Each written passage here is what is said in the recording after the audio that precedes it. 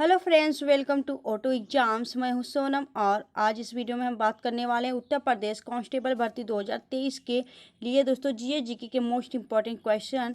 तो आप अपने सोनम मैम के साथ वीडियो के अंत तक बने रहेगा। दोस्तों इस वीडियो में हम टोटल आपके 35 क्वेश्चन कवर करने वाले हैं जो कि आपके एग्जाम पॉइंट ऑफ व्यू से काफ़ी ज़्यादा इंपॉर्टेंट है।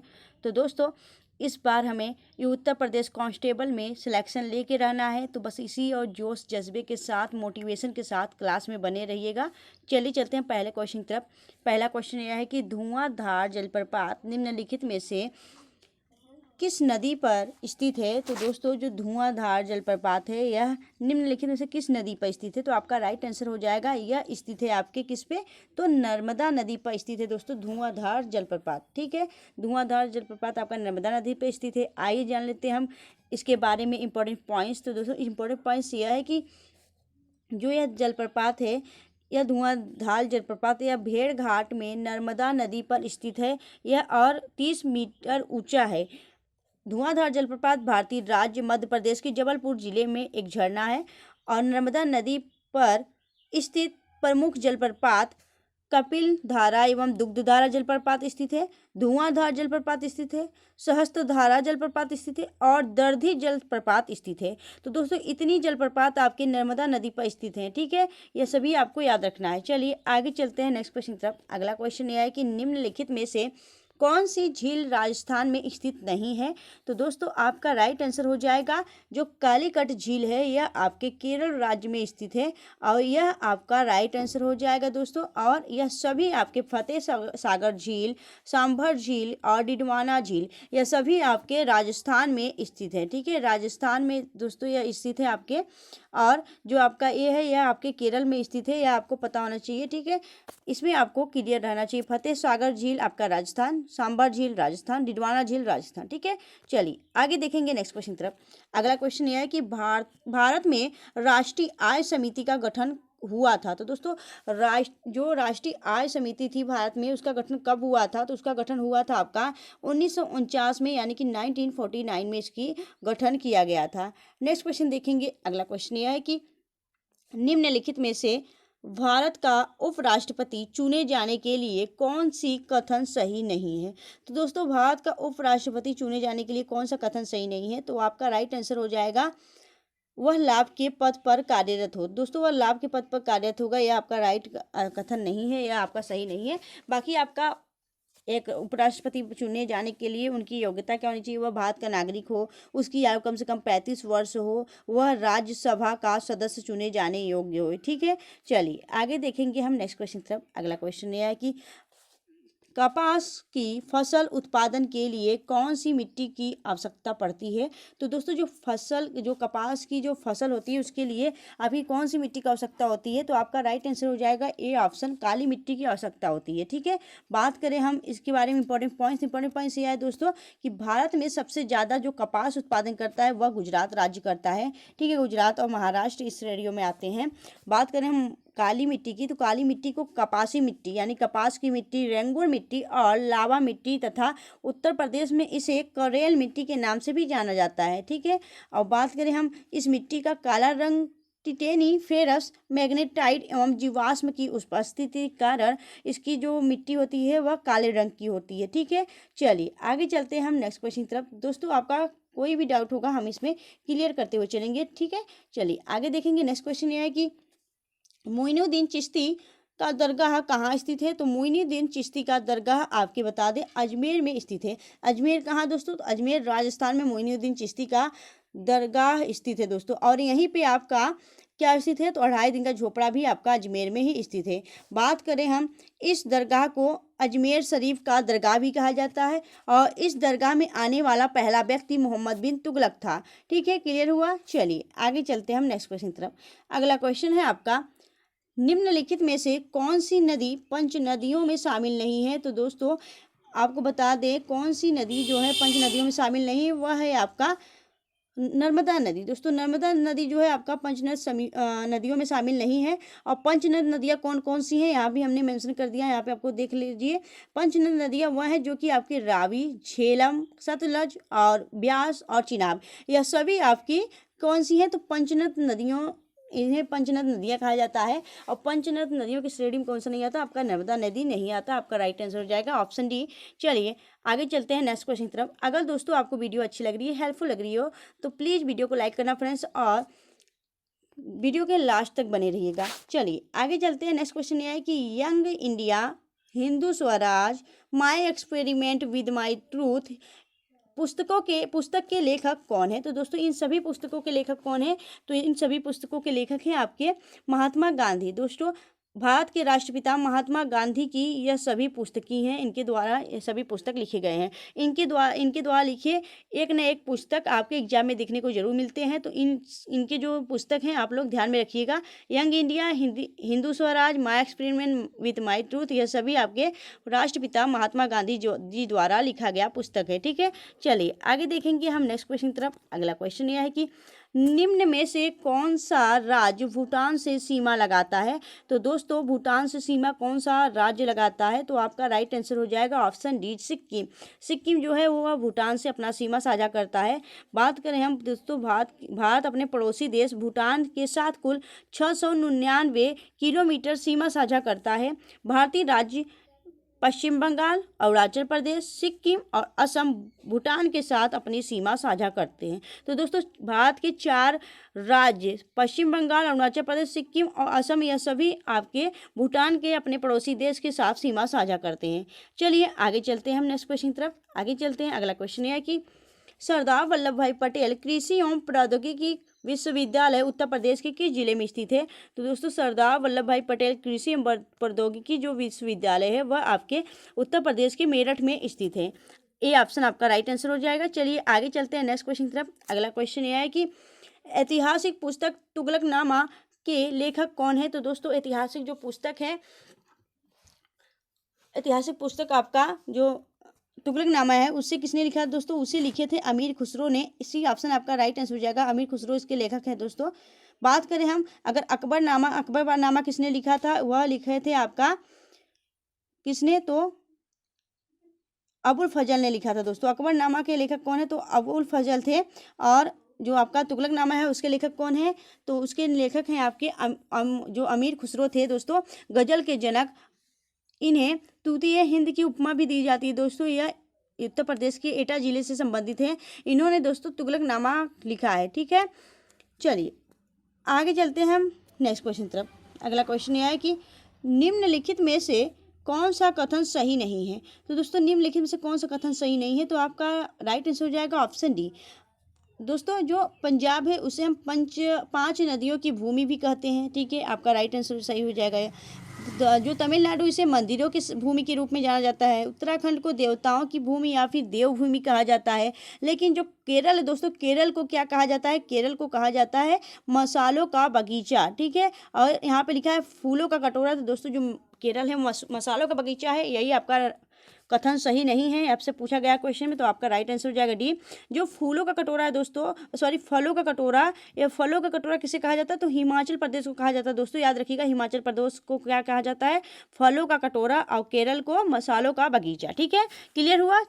Any doubt? चलिए आगे चलते हैं नेक्स्ट क्वेश्चन की तरफ। अगला क्वेश्चन यह है कि प्रसिद्ध पशुपति की मुहर कहाँ से मिली थी? तो दोस्तों जो प्रसिद्ध पशुपति मुहर थी वह आपके मोहनजोदड़ो से मिली थी। और मोहनजोदड़ो की खोज किसने किया था? दोस्तों राखलदास बनर्जी ने किया था मोहनजोदड़ो की खोज। ठीक है, चलिए आगे चलते हैं नेक्स्ट क्वेश्चन तरफ। अगला क्वेश्चन यह है कि ह्वेनसांग चीनी यात्री ने किसे शिलादित्य कहा था? तो दोस्तों ह्वेनसांग यह चीनी यात्री था। यह किसको शिलादित्य कहा था? दोस्तों यह हर्षवर्धन को शिलादित्य कहा था। और यह हर्षवर्धन के शासन काल में ही भारत आया था ह्वेनसांग। ठीक है, क्लियर हुआ? चलिए आगे चलते हैं नेक्स्ट क्वेश्चन की तरफ। अगला क्वेश्चन यह है कि यंग बंगाल आंदोलन किसने शुरू किया था? दोस्तों यंग बंगाल जो आंदोलन था वह हेनरी विलियम डियोरिजियो ने शुरू किया था। ठीक है, चलिए महात्मा गांधी कौन थे? दोस्तों यह भारत के राष्ट्रपिता माने जाते हैं महात्मा गांधी जी, आप इनको जानते ही होंगे। बात करें हम रामकृष्ण परमहंस की, यह स्वामी विवेकानंद जी के गुरु हैं। स्वामी विवेकानंद जी के गुरु कौन है? तो रामकृष्ण परमहंस। ठीक है, और स्वामी विवेकानंद ने इन्हीं के नाम पर रामकृष्ण एक शुरू किया था दोस्तों अपना। और बात करें हम गोपाल कृष्ण गोखले की, तो गोपाल कृष्ण गोखले महात्मा गांधी जी के गुरु माने जाते थे। ठीक है, महात्मा गांधी जी अपना गुरु किसको माने थे? तो गोपाल कृष्ण गोखले को माने थे। क्लियर हुआ? चलिए आगे देखेंगे नेक्स्ट क्वेश्चन तरफ। अगला क्वेश्चन यह है कि राम किस राजा के दरबारी कवि थे? तो दोस्तों जो तेनालीराम थे वह कृष्णदेव राय, जो कि कर्नाटक के विजयनगर साम्राज्य के राजा कृष्णदेव राय के दरबारी कवि थे तेनालीराम। ठीक है, क्लियर हुआ? चलिए आगे देखेंगे नेक्स्ट क्वेश्चन तरफ। अगला क्वेश्चन यह है कि महमूद गजनवी ने सभी आक्रमण में सर्वाधिक महत्वपूर्ण आक्रमण कौन सा था? तो दोस्तों महमूद जो गजनवी था उसका सर्वाधिक महत्वपूर्ण आक्रमणों में से एक महत्वपूर्ण आक्रमण कौन सा था? तो आपका राइट आंसर हो जाएगा, आपका था ऑप्शन सी, सोमनाथ मंदिर पर आक्रमण। तो दोस्तों सोमनाथ मंदिर कहाँ स्थित है? यह गुजरात राज्य में स्थित है और सोमनाथ मंदिर पर आक्रमण महमूद गजनवी का सर्वाधिक महत्वपूर्ण आक्रमण माना जाता है। यह भारत पर कुल 16 बार आक्रमण किया था, 17 बार आक्रमण किया था। आपका 17 बार आक्रमण किया था महमूद गजनवी भारत पर। और 16वां आक्रमण कौन सा था? आपका 16वां आक्रमण था आपका सोमनाथ मंदिर पर। ठीक है, क्लियर हुआ? चलिए आगे चलते हैं नेक्स्ट क्वेश्चन तरफ। अगला क्वेश्चन यह है कि सर्वप्रथम किसने 1857 के विद्रोह को भारत का प्रथम स्वतंत्रता संग्राम कहा? तो दोस्तों यह कहा था किसने? तो वीडी सावरकर ने कहा था। 1857 के विद्रोह को भारत का प्रथम स्वतंत्रता संग्राम कहा था। आगे चलते हैं नेक्स्ट क्वेश्चन तरफ। अगला क्वेश्चन यह है कि राज्यसभा का सभापति कौन होता है? तो दोस्तों राज्यसभा का सभापति होता है आपका उपराष्ट्रपति। ठीक है, उपराष्ट्रपति राज्यसभा का सभापति होता है। और उपराष्ट्रपति के न रहने पर कौन करता है? दोस्तों उपराष्ट्रपति के न रहने पे दोस्तों, वंचित रहने पर, तो उसका कार्यपाल कौन करता है? इसका कार्य करता है दोस्तों उपसभापति करता है। ठीक है, उपसभापति। ठीक है, चलिए आगे चलते हैं हम नेक्स्ट क्वेश्चन की तरफ। अगला क्वेश्चन है आपका, भारत का प्रधानमंत्री बनने की न्यूनतम आयु क्या होगी यदि वह राज्यसभा का सदस्य है? तो भारत का प्रधानमंत्री बनने की न्यूनतम आयु होगी यदि वह राज्यसभा का सदस्य हो तो आपका राइट आंसर जो उसकी न्यूनतम आयु होगी 30 वर्ष। दोस्तों 30 वर्ष उसकी वर्ष होगी, उम्र होगी। और बात करें हम प्रधानमंत्री बनने की न्यूनतम आयु, अगर वह राज्यसभा, दोस्तों प्रधानमंत्री वह व्यक्ति बन सकता है बनने की, यह क्लियर नहीं है कि वह राज्यसभा का ही सदस्य हो। वह राज्यसभा या फिर लोकसभा किसी भी सदन का सदस्य हो सकता है। और अगर वह राज्यसभा का सदन है तो उसे 30 वर्ष, ठीक है, 30 वर्ष उसका राइट आंसर हो जाएगा। चलिए आगे चलते हैं नेक्स्ट क्वेश्चन तक। अगला क्वेश्चन है आपका, लोकसभा के गठन का प्रावधान किस अनुच्छेद में किया गया है? तो लोकसभा का जो प्रावधान का गठन है वह अनुच्छेद 81 में किया गया है। ठीक है, बात करें हम अनुच्छेद 80 में क्या दिया गया? तो अनुच्छेद 80 जो है दोस्तों उसमें राज्यसभा का उल्लेख किया गया है, राज्यसभा का प्रावधान किया गया है। और 79 में क्या किया गया है दोस्तों? 79 में दिया गया है संसद का प्रावधान दिया गया है। ठीक है, क्लियर हुआ? चलिए आगे चलते हैं हम नेक्स्ट क्वेश्चन की तरफ। अगला क्वेश्चन है आपका, राज्यों के लोकसभा में कुल सदस्यों की संख्या कितनी है? तो दोस्तों यहाँ पे पूछ रहा है कि राज्यों से पूछा जा रहा है। तो राज्यों से लोकसभा में कुल सदस्यों की संख्या होती है 530।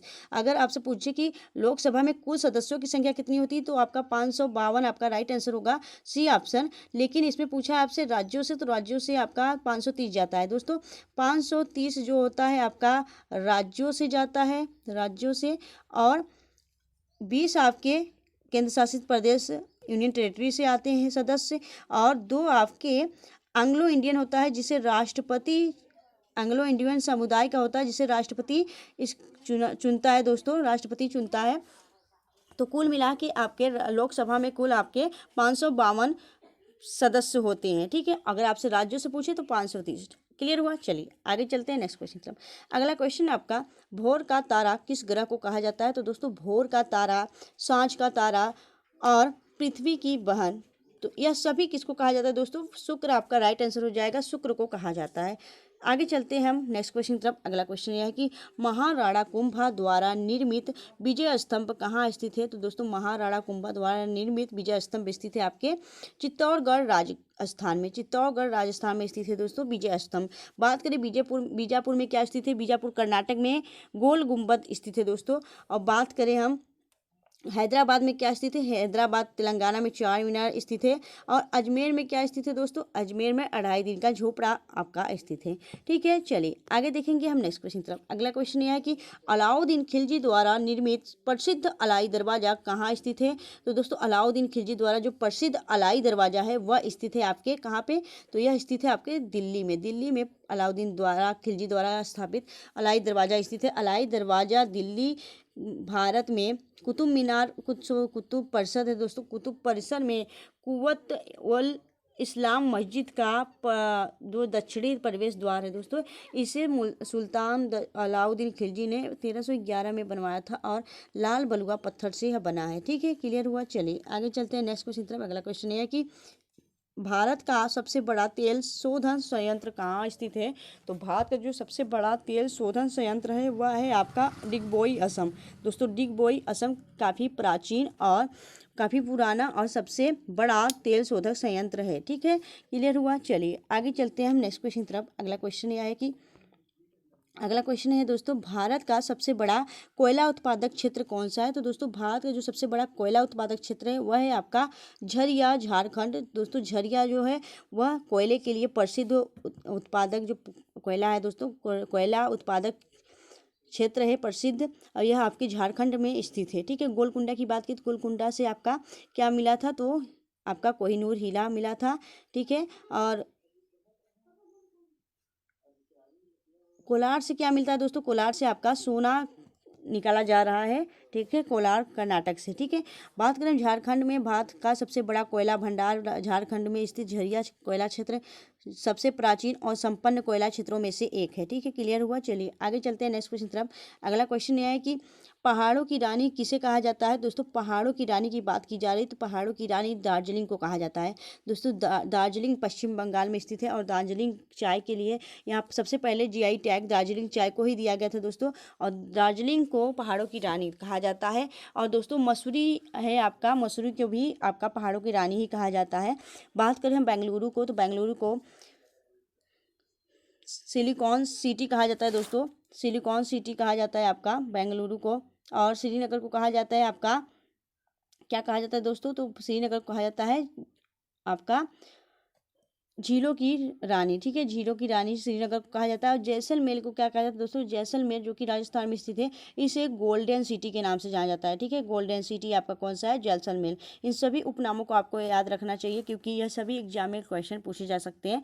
ठीक है, क्लियर हुआ। चलिए आगे चलते हैं नेक्स्ट क्वेश्चन तरफ। तो दोस्तों अगला क्वेश्चन है आपका, प्रसिद्ध उदयगिरी गुफा स्थित है।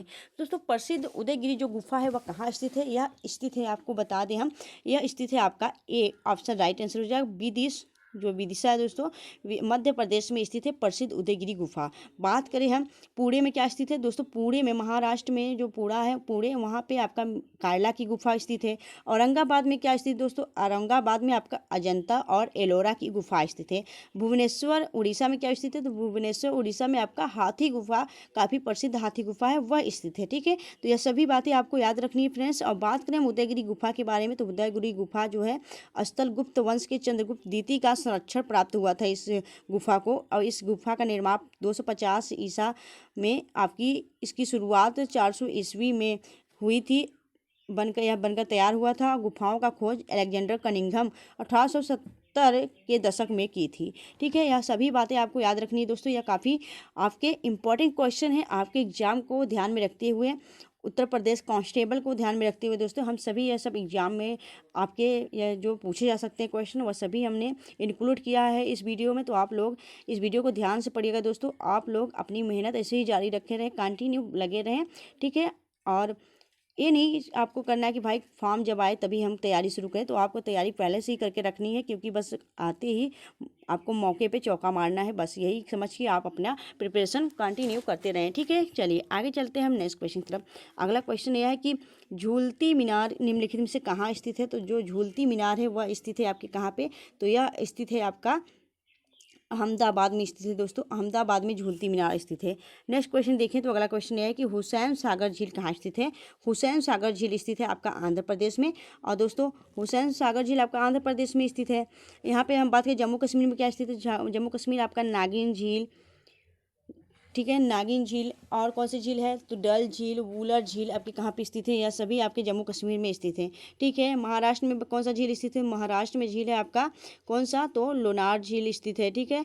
बात करें हम मणिपुर में कौन सा, तो मणिपुर में इकलौता तैरता हुआ आपका कौन सा झील स्थित है, तो लोटक झील स्थित है। ठीक है। तो इस क्वेश्चन का राइट आंसर आंध्र प्रदेश के शायद जाएगा, बी ऑप्शन आपका राइट आंसर हो जाएगा। हुसैन सागर झील आंध्र प्रदेश में स्थित है। बात करें हम हुसैन सागर का निर्माण 1563 में इब्राहिम कुली कुतुब शाह जो द्वारा मूसी नदी के एक सहायक नदी पर किया गया था। झील का नाम हुसैन शाह वली के नाम पर रखा गया है। और दोस्तों इसमें जो हुसैन सागर झील है इसमें आपका निरंतर आपका जल भरा हुआ होता है। वह अपना जल कहाँ से लेता है, तो मूसी नदी से लेता है। ठीक है। हुसैन सागर झील।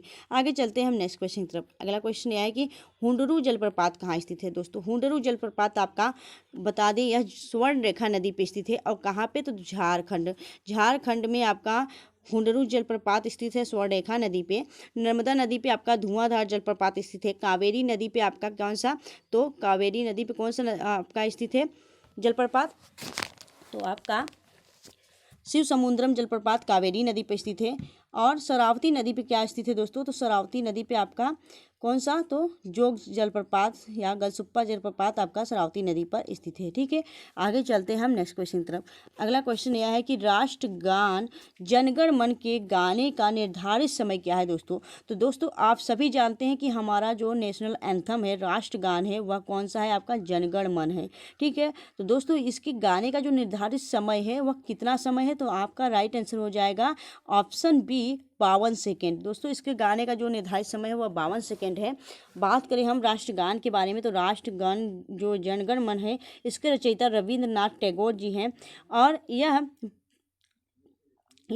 गान सर्वप्रथम जनवरी 1912 में तत्वबोधिनी नामक पत्रिका में भारत भाग्य विधाता के शीर्षक से प्रकाशित हुआ है। ठीक है। चलिए आगे चलते हैं हम नेक्स्ट क्वेश्चन तरफ। आगे चलते हैं। अगला क्वेश्चन यह है कि जय जवान जय किसान का नारा किसने दिया था। तो दोस्तों जय जवान जय किसान का नारा दिया थे आपके लाल बहादुर शास्त्री जी ने। लाल बहादुर शास्त्री कौन है दोस्तों, तो लाल बहादुर शास्त्री आपके भारत के सेकेंड पीएम यानी आपके दूसरे प्रधानमंत्री थे लाल बहादुर शास्त्री। ठीक है। इनकी मृत्यु कहाँ हुई थी, तो ताशकंद उज्बेकिस्तान में इनकी मृत्यु हुई थी। और इन्हीं के नाम पे एक उत्तर प्रदेश के वाराणसी शहर में एक अंतर्राष्ट्रीय हवाई अड्डा है, लाल बहादुर शास्त्री हवाई अड्डा। ठीक है। अब यह आपके भारत के दूसरे प्रधानमंत्री थे। पहले प्रधानमंत्री कौन थे दोस्तों, तो भारत के पहले प्रधानमंत्री पंडित जवाहरलाल नेहरू थे। ठीक है। चलिए आगे चलते हैं हम नेक्स्ट क्वेश्चन की तरफ। अगला क्वेश्चन यह है कि केरल की जीवन रेखा किस नदी को कहा जाता है। तो दोस्तों जो केरल की जीवन रेखा कहा जाता है वह आपको बता दें पेरियार नदी को कहा जाता है। पेरियार नदी केरल की सबसे लंबी नदी है और इसे केरल की जीवन रेखा भी कहा जाता है। बात करें हम कोसी नदी की, तो कोसी नदी को बिहार का शोक कहा जाता है। और दामोदर नदी को वेस्ट बंगाल का शोक कहा जाता है। ठीक है। और सतलज नदी कहाँ से निकलती है, सतलज नदी आपके हिमाचल प्रदेश से गुजरती है। ठीक है। राकसताल झील से यह इसका उद्गम होता है। तो दोस्तों आपको वीडियो कैसी लगी आप हमें कमेंट सेक्शन में कमेंट करके जरूर बताएं। और इससे पहले हम जान लेते हैं एक और नेक्स्ट क्वेश्चन है दोस्तों आपका। तो अगला क्वेश्चन यह है कि भारत का सर्वाधिक वर्षा वाला क्षेत्र कौन सा है, तो मौसिन राम है दोस्तों। मौसिन राम कहाँ पे पड़ता है, आपके मेघालय में पड़ता है मौसिन राम। और यह जो है भारत में सर्वाधिक वर्षा के लिए जाने जाने वाला एक स्थान है। ठीक है, मौसिन राम। ठीक है। चलिए आगे चलते हैं। तो अगला क्वेश्चन है आपका, तो दोस्तों 35 क्वेश्चन आपका कंप्लीट हो गया।